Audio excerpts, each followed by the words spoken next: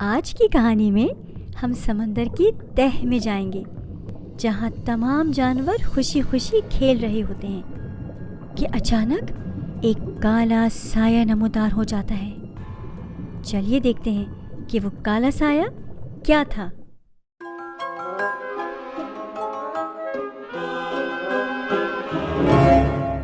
پیلی مچھلی روزانہ سمندر کے اندر ایک پتھر کے ارد گرد تیرتی رہتی تھی، جہاں کچھوا آرام کرتا تھا۔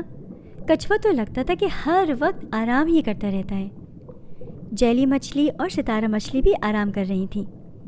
پیلی چھوٹی مچھلیاں مزے سے تیرتی کہ ایک زور سے کہتی، بھاگو، شارک آ رہی ہے۔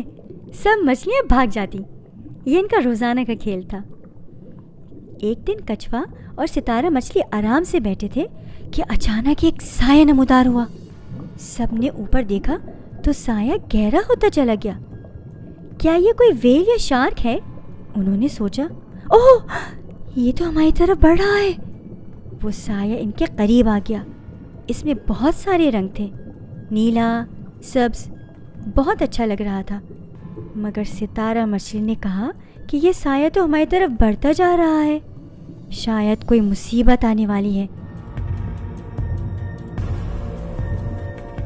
مچھلیاں فکر مند ہونے لگی، کیونکہ ویل یا شارک کے تو دانت ہوتے ہیں، مگر یہ کیسی چیز تھی؟ یہ تو بہت مختلف سی چیز تھی۔ اس چیز نے پہلے کچھوے کو اپنی گرفت میں لے لیا۔ وہ پھنس گیا۔ بہت مشکل سے اس نے اپنے آپ کو آزاد کیا۔ پھر اس پلاسٹک کے تھیلے نے چھوٹی چھوٹی مچھلیوں کو جکڑ لیا۔ سب مچھلیوں نے بہت مشکل سے اپنے آپ کو آزاد کیا۔ پھر وہ پلاسٹک کا تھیلا تیرتا ہوا آگے بڑھ گیا اور ستارہ مچھلی کو جکڑ لیا۔ کچھوے نے اپنے تیز دانتوں سے اس کو کاٹا اور مچھلی کی مدد کی، اور مچھلیاں بھی آ گئیں، اور انہوں نے دیکھا کہ یہ پلاسٹک تو سب کو اپنی گرفت میں پکڑے جا رہا ہے۔